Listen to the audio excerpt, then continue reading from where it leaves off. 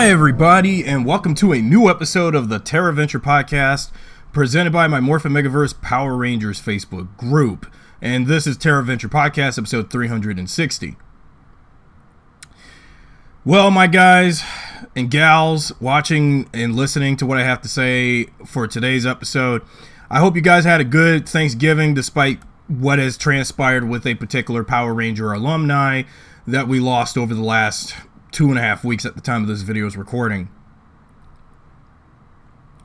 Well, I didn't get this video out before November was up, but I'm going to put this out as a December 2022 release as one of the final batch of videos I'll release for 2022 because it's time we wrap things up and say goodbye to the 20th anniversary of Power Rangers Wild Force with a back-to-back video, with this and the next episode being all about Wild Force, but with this one being about the 10th anniversary episode. As for you guys should know, Forever Red is one of my all-time favorite team-ups of all of Power Rangers. It is up there as one of perhaps my number one favorite Power Rangers team-up, with To the 10th Power at number 2, Reinforcement from the Future at 3rd, and Thunderstorm at 4th, and probably Time for Lightspeed 5th, I guess. And Dimensions in Danger at like the number 6 spot and blah blah. So I felt like I wanted to go with that ranking right there because, while Forever Red was a great team-up episode 20 years ago and perhaps a reunion of all of the Red Rangers, there are some things I wish that could have happened based on some behind-the-scenes stuff that I'm going to read from what I gathered from Ranger Wiki and about the production and development side of things, and as well as post-production, because there's a lot of stuff that I wish could have happened in Forever Red, and as much as I really love that, as much of this team-up. Now, if we ever unfortunately, if Power Rangers was to do another Forever Red 2, you have to bear in mind 2 actors that have played Red Rangers, one in particular from that was in this Forever Red episode 20 years ago, are sadly have departed from this world. If you should know, Jason David Frank, who played Tommy over the course of Power Rangers and was Zeo Ranger 5 in the first Red Turbo Ranger, had passed away on November the 19th. And 3.5 years ago, Pua Magasiva, who played Shane, the Red Ninja Storm Ranger, passed away in May of 2019. Both have committed suicide, self-deleted. Okay, let's say that, because I guess I've been throwing the word suicide around. Like, it is very frightening to say, but it's just, we just lost 2 Red Ranger actors of suicide. Although JDF was not only a Red Ranger, but he was various other Ranger colors, green, white, and black, outside of red. And so it would not be possible doing a Forever Red 2 with Red Rangers, with 2 Red Rangers that we had lost in real life. So JDF and Pua, so it's just not going to work. But though maybe we could work by just only bringing and also with Austin St. John and with all the crap that was going on with him all year, and following the fiasco with him and his tax fraud thing with COVID back this spring. So if we're going to do another Forever Red type, team up of Red Rangers, only bring back Red Rangers that didn't get into any legal troubles or end their own lives so very quickly, and just bring those particular Red Rangers back. You don't have to bring back Austin St. John for Jason. I mean, Steve Cardenas is available, even though he just came back for the upcoming 30th anniversary that had already finished filming. And speaking of that, we'll talk about Rocky and why he wasn't in this Red Ranger team up, but he did come back for Super Ninja Steel's Dimensions in Danger, and will come back for the upcoming 30th anniversary reunion of Mighty Morphin Power Rangers for Netflix for the 30th anniversary. The first thing I want to talk about is about the powers, because, in terms of continuity and who has the powers and who didn't. And I wanted to talk about some of that also before we get about that, because we want to talk about who still has their Ranger powers after their respective season is up. But it's always commonplace with mostly the Red Rangers of the Zordon era who had lost their powers or had duplicates of the Morphers, like passed on or so. But starting with that, we need to talk about Jason and his stance as the original Mighty Morphin Red Ranger, if he still had his powers or not after the powers were actually or somewhat passed on to Rocky when he was the Red Ranger. Well, we should note that Jason, when they did the power transfer stuff in season 2, Jason had his original powers, so basically Rocky just only had a copy of the Mighty Morphin Red powers with the Tyrannosaurus coin, but just tied to the Red Dragon Thunder Zord. But when Rocky had his powers as the Red Mighty Morphin Ranger, I'm going to assume that, again, when the Rangers lost their original Mighty Morphin powers, you know, and when Rocky got the new powers with the ninja powers and with the Red Ape Zord, I'm just going to assume that Jason still has his Tyrannosaurus coin. Rocky just had the duplicate power of the original Red Ranger, and just leave it at that. So basically, Jason never really lost his original Morpher or his power. He just basically just had the Morpher the whole time. Because again, despite the fact with the behind the scenes tumult between Austin, Walter, and Tui back 29 years ago during season 2. So that's one of the reasons why I could see why Rocky just only lost the Mighty Morphin Red powers, but it's never explained, even when we go into Dimensions in Danger, how on earth did Rocky pertain the Mighty Morphin Red power again, even though the Red Ape Ninja coin was like destroyed during season 3. So how did Rocky get the Red Ranger powers back? We'll never know, but maybe it'll be explained further when we get to the 30th anniversary episode. Now the next Red Ranger, I believe, that had his powers at first but then lost them. But now when it came to the discussion of TJ, it's just really baffling which TJ we're talking about here. Are you talking about the real TJ? Because the real TJ is with the other Space Rangers. So this has got to be like the robot duplicate, because you got to remember, in the Robot Rangers episode of Turbo, Zordon did do, you know, Robot Ranger duplicates of the existing Rangers that are currently the Turbo Rangers. So I'm not really sure if this is the real TJ or this is the robot one, because when Lightning Cruiser appeared, it has to be the real TJ. So TJ had to put his blue space power, his Astromorpher, away for a while when we're doing a team up of all of those Red Rangers battling those Beetleborgs.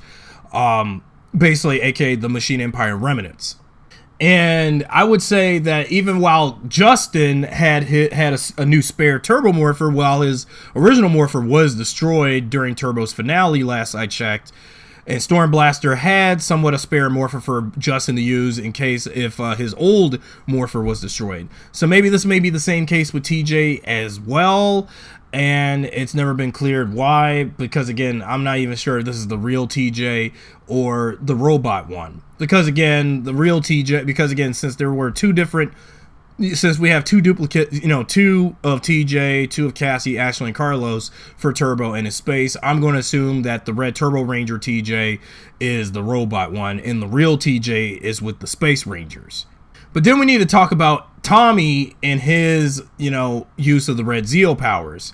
Because again, Tommy hadn't used the Red Zeo powers after Zeo's finale, but again, we'll just say that the Zeo powers were put to bed for a while, and they had to do the Turbo stuff, because I don't even know whether if Tommy still had a Zeonizer in case. Because, yeah, the Turbo powers were not as good as the Zeo powers, but yeah, the Zeo powers were way more stronger and powerful, so it made sense for Tommy to go back and use his Zeo powers for the anniversary, and that was great that they actually did that. So, actually, those are the only Red Rangers I know that actually still had their powers. Andro still has his powers, Leo still has his powers, Orico, well, of course, the Equation Rangers can't lose their powers for nothing. Carter still has his Lightspeed powers, even though his helmet was shattered during the final battle with Queen Banshira in Lightspeed Rescue. Wes and Eric both have their powers of the Red Time Force and Quantum Ranger, respectively. So those guys are fine. It was Jason and Tommy and TJ that lost their powers throughout the course of their time as the Red Ranger. The next thing I want to talk about is, speaking of Rocky, we need to talk in discussion about, you know, why Steve Cardenas, if they couldn't get Austin St. John, we would have to get, well, you know, Steve. But again, here's what went down why Rocky wasn't in the team, you know, the team up for Forever Red. If you couldn't do the Red Equation Ranger, you could have gotten Rocky as like the Red Ninja Ranger. But then how is he going to get the Red Ninja Ranger form if the ninja powers were destroyed during the Alien Ranger saga? Well, let's face it. Cardenas was originally contracted to appear as Rocky if they couldn't get Austin St. John, but he was moving at the time, and also the phone calls for him to show up for filming got lost. So that's one of the reasons why we got Austin. Steve Cardenas moved and changed addresses without notifying production and could not find him and find time for him to, you know, film the episode. And Rocky would have also participated in the battle as the Red Mighty Morphin Ranger, but Austin St. John was somehow available, but no in-universe explanation as to why Rocky didn't show up or was never contacted. So it made sense why we got Rocky we would eventually get Rocky again for the 25th and the 30th anniversary episodes for Power Rangers, even though the 30th anniversary Mighty Morphin reunion is until April, guys. So you could might as well rewatch Rocky's first ever reappearance in a while in Dimensions in Danger. The next Red Ranger that had some issues and how he came back for this anniversary, my boy Danny Slavin, who played Leo, the Red Galaxy Ranger. Now, originally, Leo was not going to expect to appear because, remember back in Trakeena's Revenge, Danny Slavin had personal problems with the production team when Power Rangers was still being filmed via Saban Entertainment. But he ultimately did as a favor for one of the producers. His scenes were filmed in post-production and was inserted through CG, though it was made further apparent that the scenes with the 8 Red Rangers from their Circle of Fists, as Slavin was not present during the filming of any of the said scenes. Because even though, again, you know, despite, remember, that fallout that Danny Slavin had with the production team when they did the Lost Galaxy crossover with Lightspeed Rescue. And thus, well, again, at least we finally got Leo to, you know, be played and voiced by his original actor when Leo is, well, morphed and unmorphed, unlike in Trakeena's Revenge. And Leo still had, and with Slavin having his Leo with the same hairdo he had since Trakeena's Revenge, but 2 years later. Yeah, but also you may notice that in Forever Red, when the Rangers, all the Red Rangers will morph to fight the Machine Empire remnants, that Leo, in one shot you'll see the other Red Rangers that are unmorphed with Leo and Orico still in their morph forms, but with Leo especially morphed, and then cutting back to him just being unmorphed, which is a complete, you know, editing error when knowing they probably should, you know, Leo probably should have never demorphed. I mean, like, demorph while he's on the moon meeting up with the other Red Rangers, especially Andros. But yeah, that was another mistake they did. There were some other things that was supposed to happen in, you know, the anniversary episode, and I believe that when it came to, hold on for a second, there was like a whole lot of stuff with this behind the scenes stuff, because I remember when I was reading the original article drafts for Forever Red on the Ranger Wiki, there was like a whole lot of info, and even though most of the info was scattered, but good thing if you go on Ranger Wiki's article for Forever Red, it feels pretty more cleaned up. When you think about it, there was like a whole lot of stuff that I did like about Forever Red, and some stuff I didn't know about, because Forever Red was like, you know, what I liked about Forever Red was that it dug huge into Power Rangers lore and dug through over the 10 years of the franchise at that point. It dug through all of the stuff to make the anniversary episode special, as opposed to Operation Overdrive or Super Mega Force's effort to trying to pay respect to the franchise with the 15th and 20th anniversaries. But as a 10th anniversary episode, despite some flub-ups, I still liked some of the things it did, but there was like a lot of stuff that almost made Forever Red not ever happen. But I'm glad they actually made it, but Forever Red almost nearly did not make it, because there was like a whole lot of behind-the-scenes details of what was supposed to happen. Well, first thing off, let's talk about the development side of things that was supposed to happen in Forever Red, because there were, okay, the first thing to top off was outlines. There were 4 separate outlines for Forever Red, one by Koichi Sakamoto, one by Jonathan Sakura, and the other by, well, 2 by Amit Balmic. Now, speaking of Amit Balmic, when it came to Amit Balmic's involvement with Power Rangers, because remember, he had became a head writer of Wild Force and had like a whole lot of stuff that he added to the season. Now, when it came to Forever Red and in terms of his, inclusion of Serpentera in his outline, Serpentera was being lost and ended up being buried to the moon as a reference to his Power Ranger fan non-canon hoax, Scorpion Rain, which, while that non-fanon hoax explained what happened during the end of Zeo and the beginning of Turbo, but Balmic, who was involved with that hoax, became a writer on Wild Force and considered the events of Scorpion Rain to be canon. But even though, personally, I don't even think that Scorpion Rain, even though I never even heard of Scorpion Rain, but I wish I would do a video on it. But knowing the fact that Scorpion Rain was, a fan hoax, but knowing the fact that if you really wanted to do a more, follow-up serial, 6-part or so serial to, Zeo transitioning the Turbo, but again, there was no info on what Turbo was going to be like when they did Scorpion Rain at the time. And I don't know why, like, slipping in references of Scorpion Rain into this anniversary episode, knowing that it's non-canon and it would never happen. So, but yeah, I mind the inclusion of Serpentera, but I don't think Serpentera was even involved in the previous outlines that Koichi Sakamoto and Jonathan Sakura had planned. But it was only in Amit Balmic's script, 2 outlines in scripts for the anniversary.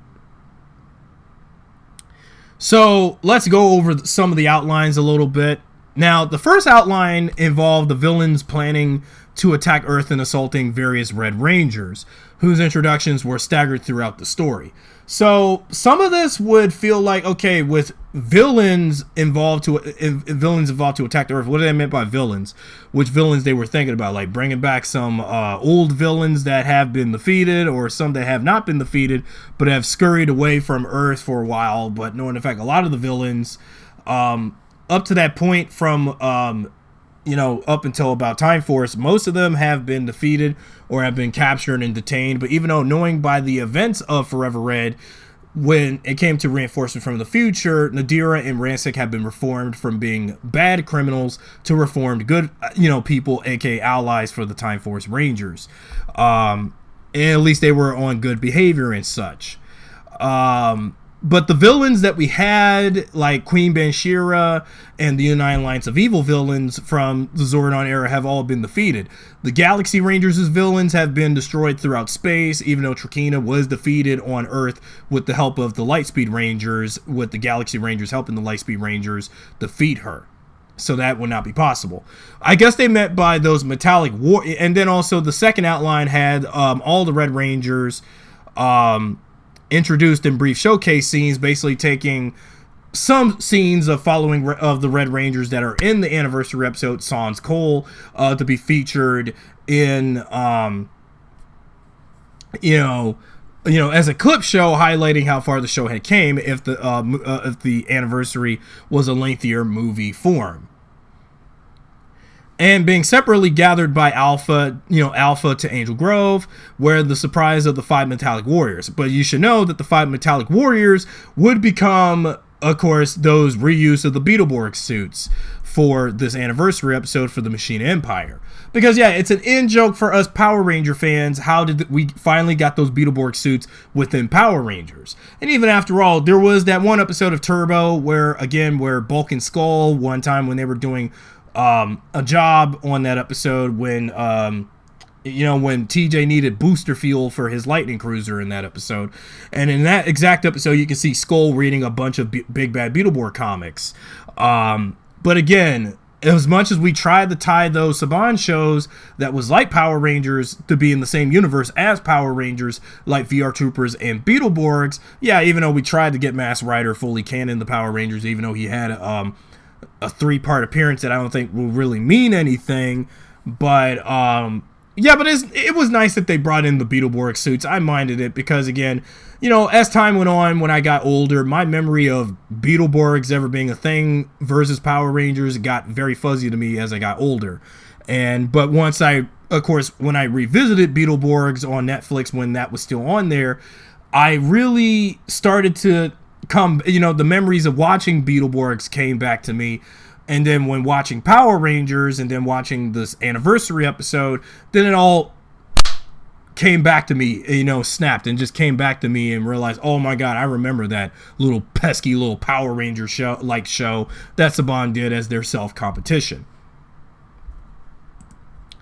Now, when it came to that outline about the Metallic Warriors, it was, well, it was pretty hollow and shallow, so that's why that outline was skipped.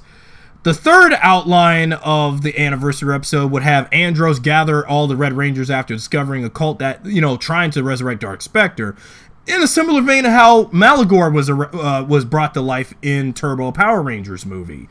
But you should know that Malagor and Dark Spectre are basically the two species, basically the same species, but they're just named two different characters. You should know that Malagor was basically an infant, monstrous lava creature, while Dark Spectre was a more mature, grown, already fully grown up, being that would, mainly be the overall monarch of the United Alliance of Evil. But then you think about like what they also intended for in that third outline, following if they were to resurrect Dark Spectre. It was unknown if how Alpha survived the attack on Eltar, Alpha 5, in this version of the anniversary episode script. But it's known that in this case, he was to serve as the mentor in place of Tommy, since Zordon was sacrificed in Space's finale. Balmic moved the battle to the moon as a deliberate twist on the first 4 years where Rita through King Mondo operated there, and they had where Balmic quote, "Our heroes are proactive and bringing the battle to the villains' base on the moon for a change." Thus, the fourth outline became the script. Only one draft was made for the script due to time constraints. But man, and there were like a lot of things that was intended for Forever Red to be, if given all these ideas that they had planned, because man, there's like a whole mouthful of information that they intended for that they were intending for the anniversary, if it was to be a direct-to-video movie or made for TV movie special, which they also intended. So now we also have to talk about like some of the stuff that they intended for post-production. With Bulk and Skull coming back, for that little brief cameo when Bulk and Skull would give Tommy a phone call, and with Tommy replying to it, it's great that we got to see Bulk and Skull back for the first time since In Space's ending. Even though Bulk and Skull, there were intentions that they were supposed to have Bulk, Skull, and Phenomenus all together as a trio again in Lost Galaxy, but remember, Jason Harvey had to pursue college, and that's why we only had Bulk and Phenomenus for 3 of the 45 episodes of Lost Galaxy. But it's great that we got Bulk and Skull again for, this little brief cameo with them having an outdoor juice saloon, juice bar that was similar to what they had in their youth when Ernie was still operating there. So yeah, that was nice, that what they did. Although, according to many things that was supposed to happen when this thing was supposed to be a extra long, movie or so, or direct to TV movie, direct to DVD movie or so, But there were like a number of things that was supposed to happen. Like I mentioned, Bulk and Skull was supposed to have a much longer scene, referencing all of the show's old monsters. Bulk trying to one-up Skull, Skull trying to avoid Professor Phenomenus. Yeah, I get that. I guess that would probably explain why Skull did not want to come to come the Terra Venture with him and Bulk during Lost Galaxy, because Professor Phenomenus. I never really cared for his character all that much. I'm talking about Professor Phenomenus from In Space and Lost Galaxy. But, I mean, to be honest, though, he was a good comedic foil for the two characters, as the final component of Bulk and Skull's character development over the course of those first 6 years of Power Rangers.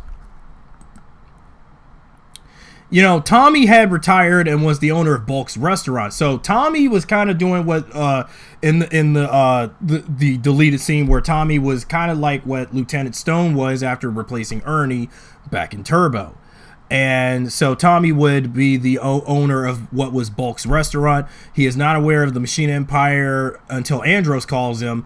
And the trimmed scene was to give the impression that Bulk and Skull are aware that Tommy is a Ranger, and they should have realized that back in season 2. After all, Bulk and Skull have been trying to the whole entire second season of Mighty Morphin to find out the identity of the Rangers. The whole damn season, no matter how many times they tried to find certain pieces of evidence to find out if Tommy and the others are Power Rangers.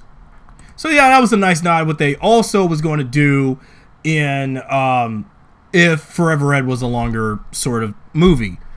But though the line with Andrew, Tommy saying I'm retired never aired, but Power Rangers Dino Thunder would follow the implication that Tommy was still active, just to reveal that he was working in secret to prepare for Mesogog's return 2 years later in Dino Thunder. So what was he also doing with his Zeo powers by that time? Did he use the Zeo powers to energize the Dino Gems in case anyone would become the Dino Thunder Rangers or something? But again, time will tell and stuff like that. The next thing that would come to mind for post-production with for Forever Red, that was also cut from the thing, the Wild Force Rangers were to break up two kids that were fighting, claiming claim they are playing Power Rangers, and tell them Power Rangers, quote unquote, don't fight people, and you shouldn't either, quote unquote. And that's kind of true. Maybe in this cut scene that maybe it was Taylor or Danny or Max. Well, actually, all four of them, maybe one of them, mainly Taylor, since Taylor was more of a leader of the Wild Force Rangers, so she would tell those kids not to fight, and knowing the Rangers don't fight, because again, we've seen how Taylor was with Animus, especially Kite, when he told him about how that stuff, during the Monitoring Earth episode, aka the episode where Animus take the Wild Zords away episode, and how kids should not talk a certain way to adults, and in that particular episode. And I think maybe in that cutscene it was Taylor who reasoned to those two kids that the Rangers should not fight, and Power Rangers shouldn't fight each other if they're on the same side, of good. If the Ranger is evil, okay, that's different, but not when you're on the side of good. It doesn't feel right. So Carter in the scene would inform the other Rangers that they only want Cole, and he is the only one that's to be brought on for the mission, and the others should not come and just stay to protect the Earth. So that made sense. But I wish that if they still, I don't know if there was, if the scene was, I'm wondering if there's that deleted scene is somewhere on YouTube, because there's a whole bunch of deleted material that did not make it into Forever Red. As much as I like the episode for what it is for 22 minutes, but I really want to see how it would have panned out if it was a 50-minute or so movie. In the final draft, after Leo said, "Andros, we got her as soon as you could," Orico should have said an extra line saying, "Sorry, I forget to turn right to the Andromeda galaxy." That line right there. But with Orico, that was cut from the anniversary episode. And then we have to talk about like that ending scene. Of course, there's the there's the filming dailies for the thing on YouTube if you can find it, even though they did it in multiple takes. But in the ending scene after Tommy departed from the other Red Rangers, and when the other Rangers talk about how they're all great and stuff, like, you know, West changed history and how come Tommy has a fan base and he doesn't, and like, you know, Jason was so like what, like, you know, while I was working out at the juice bar, I saw Tommy kissing up on Kimberly. There is one particular piece of dialogue that, you know, Andros said about his original reason why he's a great Red Ranger, where he went around bragging about how he freaking killed Zordon just to save the universe. But of course it was redubbed in post-production to "I saved 2 worlds." How about that? Likely because it would be disturbing for Andros to brag about how destroying Zordon without mentioning of Zordon's order to Andros to sacrifice him and bring an end to all evil was cut. Because, you know, and then it would be like, oh my god, Andros, you mean to tell me you murdered Zordon? I get it. You were forced to sacrifice Zordon so that way all of the evil in the universe would be defeated and turned to dust, and some turned human, and without the traces of evil being removed. But then that would explain when we get when I got the Dino Fury. Yeah, I will do my Power Rangers Dino Fury video, guys. I've already finished watching the season, and I will talk about some things I'm still irked about what they did with Lord Zed with his resurrection for Dino Fury. But yeah, you know, Andros bragging about Zordon and how he killed them. It's like, okay, that's a bit too brutal, man. I mean, while the other Rangers talked about how they're great and stuff, like, you have to brag about that. Yeah, of course, your season saved the Power Rangers franchise from cancellation due to the previous season being a poorer season. But man, bragging about it, I'm glad it didn't make it into the actual episode, or if it was in a movie. Otherwise, everybody, you know, Jason, and if Tommy was around, and yeah, even though TJ was with Andros as in Space Ranger, but even TJ probably should have known that, again, Andros did what he did. But also, not only he sacrificed Zordon and saved the universe, but it was only one way out for him to save his sister Corone from her astronomer personality. So that was one of the reasons why Andros would have went and bragged about it, like, in full glory.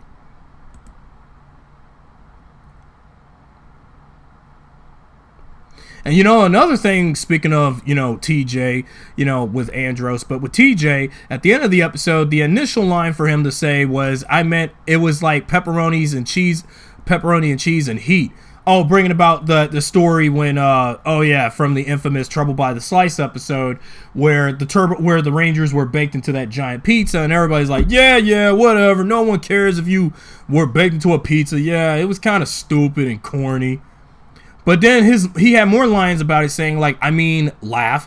It was like pepperonis and cheese and heat, and it was hard to breathe. It was a great story. And then Eric was doing this. Yeah, may the power power be with y'all. And Jason will be like, yeah, and I heard it was burnt and crispy and y'all and all kinds of stuff. Man, I can't believe they cut those lines out from the ending scene with all the Red Rangers heading back to their posts and stuff, while Cole has to go back to the other Wild Force Rangers and finish out their season, aka the 6-part end of the Power Rangers arc. So yeah, there was a whole lot of, you know, stuff that, you know, I would like to brag on more of what was going to happen in Forever Red behind the scenes, but there was some, but I just want to bring up a few trivia also. Also, the voices of the Beetleborgs obviously were voiced by 3 particular Power Rangers alumni.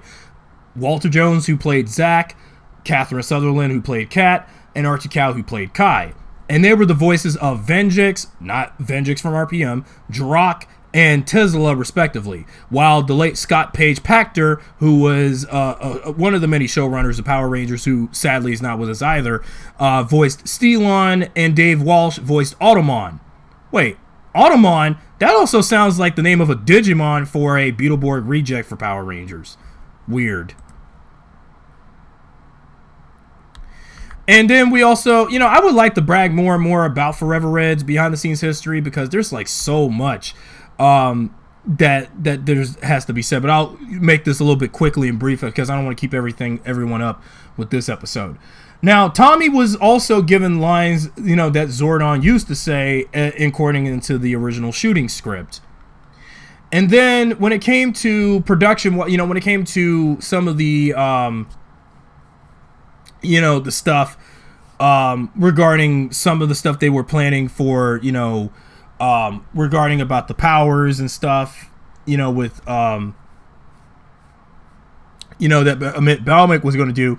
Balmic recognized the errors that was forced to cut details due to the time constraints given for the episode and wanted to focus more on the present than background details of the past. Okay, so that makes sense why we could have got all that more fan service stuff that would have made the 10th anniversary episode 20 years ago very more special. But unfortunately, if only that footage was recovered and do a release the extended cut of Forever Red, I don't think that movie's not happening.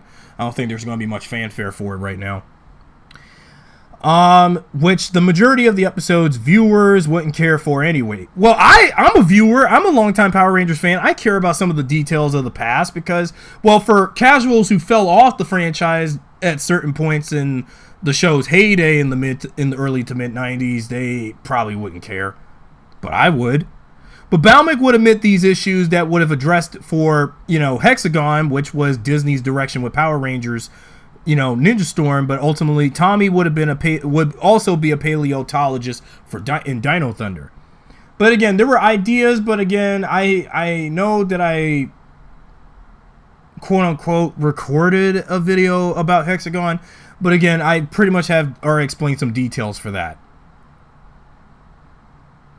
So some of the ideas that they were intending for the plans, of the past, because again, Hexagon was kind of like Power Rangers version of Marvel's Civil War before, Marvel even made it that popular, and stuff like that. Splitting and dividing some Rangers, and then also, but again, with the Hexagon thing come later. But the last thing I want to talk about before I wrap up is about the inclusion of, the reason of the Wild Force writer. Well, the reason they were, since they were, production on this episode was having problems, money-wise, time-wise, and everything. And, they were running out of money near the end of the production, and they wanted Bandai to, give, the production team a little bit more money to finish the episode, unless if they did one thing for it to promote a new toy. And that, my friends, they would have the Wild Force Rider, that motorcycle that Animus gave Cole as an extra gift at the end of that episode, the soul of humanity.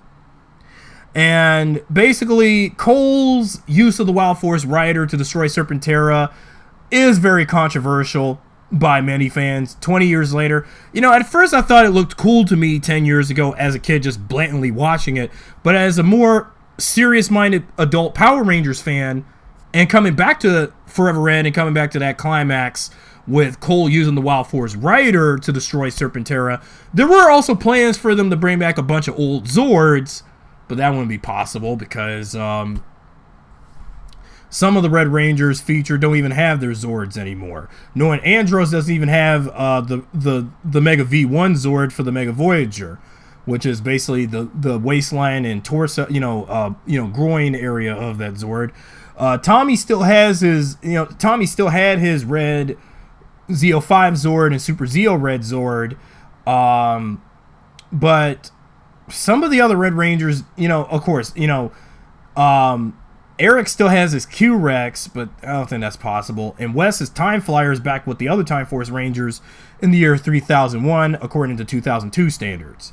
Carter's Zords are all but destroyed at this point. Leo still has his Lion Galacta Beast, and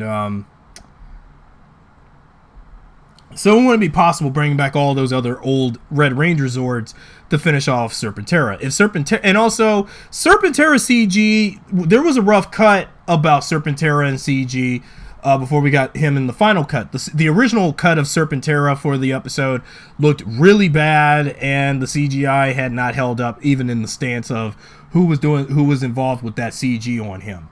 Plus, not only that, the CGI with Cole riding on the Wild Force Rider looks bad to the point it makes the CGI that Mainframe Entertainment did for Beast Wars and Beast Machines, mainly Beast Wars, look more modest in comparison. I even said that in my fan commentary track for the episode on my YouTube channel. If you can, if you find my fan commentary track for this episode. And every time I look at that CGI Red Ranger on the Wild Force Rider bike flying around that god-awful looking late 90s, early 2000s CG looking Serpentera, man, I understand that if they had done it, if they had, but Wild Force had a bigger budget than most of the seasons of Power Rangers up to that point.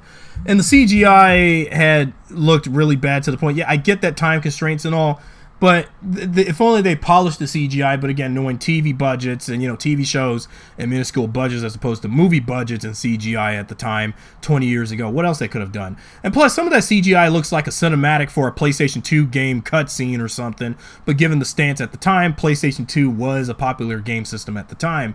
But that CGI quality, and even, heck, again, like I said, that CGI on Serpentera and the Red Ranger on the motorcycle looks like something you would expect from something like out of Beast Wars or any of those old Bandai Power Ranger toy commercials of the early 2000s for like Time Force and Wild Force. It kind of does. And heck, even feels like the CGI was supplemented from Bandai America themselves for them to finish the episode with. And like, Jesus Christ.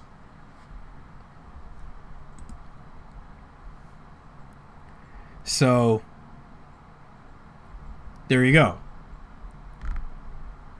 So that's quite a bit about some of the, details I would like to bring up about Forever Red. Yeah, there's like a whole lot of info about Forever Red I would like to talk about.